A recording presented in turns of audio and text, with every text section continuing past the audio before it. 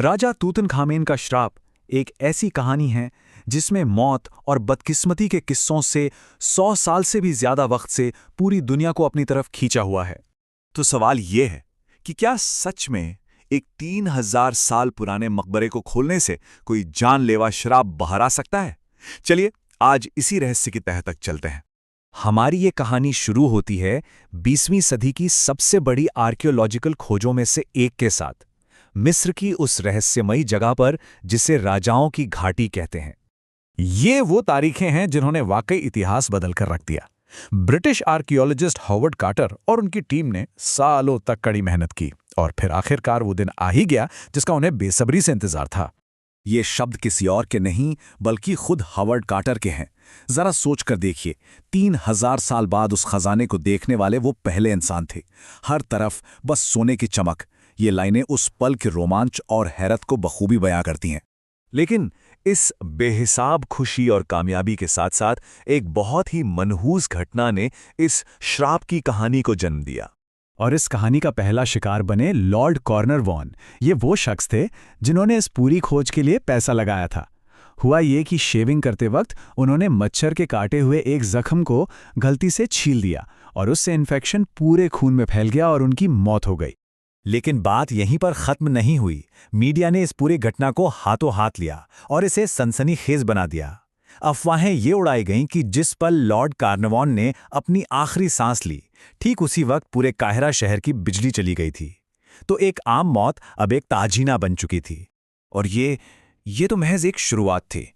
Lord कार्नरवॉन की मौत के बाद अजीब और दुखद घटनाओं का एक ऐसा सिलसिला शुरू हुआ जिसे लोगों ने फिरौन के गुस्से का सबूत मानना शुरू कर दिया। जॉर्ज जे गोल्ड को ही ले लीजिए। वो मकबरे को देखने आए और लगभग फौरन बाद ही बीमार पड़ गए। उनकी तबीयत फिर कभी ठीक ही नहीं हुई और कुछ ही समय बाद निमोनिया से उनकी जान चली गई। फिर थे कार्नरवॉन के सौतेले भाई ऑब्रे हर्बर्ट। एक बड़ी ही अजीब डॉक्टरी सलाह मानकर उन्होंने अपने सारे दांत निकलवा दिए और बस सर्जरी के बाद हुए इन्फेक्शन से उनकी भी मौत हो गई। और शायद सबसे ज्यादा चौंकाने वाली कहानी ह्यू एवलिन वाइट की है। वो एक आर्कियोलॉजिस्ट थे। ये मानते हुए कि उन पर श्राप लग चुका है, उन्होंने अपनी जान ले ली और पीछे छोड़ गए ये खौफनाक नोट। और फिर एरन एम्बर की भी दुखद कहानी है।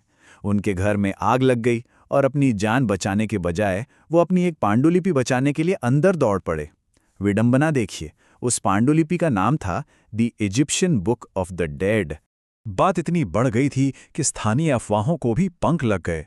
कहा जाता है कि जिस दिन मकबरा खोला गया था, ठीक उसी दिन कार्टर के घर में एक कोबरा घुस आया और उनके पालतू कैनरी पक्षी को खा गया। और कोबरा फिरौन की ताकत का प्रतीक होता है। इसे एक बहुत ही बुरा शगुन माना गया। लेकिन अंधविश्वास और इन रहस्यमयी कहानियों से हटकर क्या इन घटनाओं का कोई वैज्ञानिक या तार्किक जवाब हो सकता है? चलिए अब इसे विज्ञान की नजर से देखते हैं।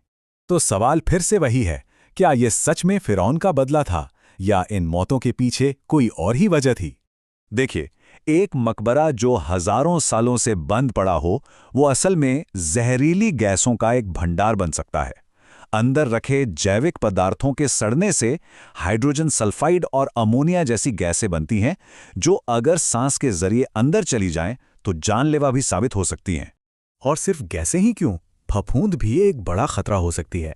एस्परजिलस जैसी फफूंद के बीजाणु जो हजारों सालों से उस बंद मकबरे में पनप रहे हों, हवा में फैल सकते हैं और सांस लेने पर फेफड़ों में गंभीर बीमारियां पैदा कर सकते हैं। तो अब जब हमने इन वैज्ञानिक संभावनाओं पर गौर कर लिया है, तो चलिए अब सीधा सीधा तथ्यों और आंकड़ों से इस श्राप की कहानी का सामना करते हैं। तो जरा आंकड़ों पर एक नजर डालते हैं। जब मकबरा और उसका ताबूत खोला गया तो उस ऐतिहासिक पल का गवाह बनने के लिए वहां कुल 58 लोग मौजूद थे और उन 58 लोगों में से अगले 12 सालों के अंदर सिर्फ 8 लोगों की मौत हुई। अब अगर 1920 के दशक में लोगों की औसत उम्र को देखें तो ये आंकड़ा बिल्कुल भी हैरान करने वाला नहीं है, बल्कि ये तो पूरी तरह से सामान्य था। और ये बात बहुत अच्छे से दिखाती है कि श्राप की यह कहानी कितनी चुनिंदा थी। लॉर्ड कार्नरवॉन की मौत पर तो सबका ध्यान गया, लेकिन हॉवर्ड कार्टर का क्या, जो इस पूरी खोज के हीरो थे? हॉवर्ड कार्टर, जिन्हें श्राप का पहला और सबसे बड़ा निशाना होना चाहिए था, वो इस खोज के 16 साल बाद तक जिंदा रहे और 64 साल की उम्र में प्राकृतिक कारणों से उनकी मौत हुई। उनकी कब्र पर लिखा संदेश किसी श्राप जैसा नहीं बल्कि एक दुआ जैसा लगता है। तो आखिर में हम कहाँ पहुँचते हैं? क्या यह सच में फ़िरौन का बदला था, या फिर मीडिया की बनाई हुई एक सनसनीखेज कहानी जिसे कुछ इत्तेफाकों ने और हवा दे दी? या हो सकता है कि यह बस इतिहास का सबसे मशहूर बैड लक का मामला हो? इसका जवाब शायद हमेशा के लिए उन पुराने पत्थरों के नीचे ही दफन रहेगा।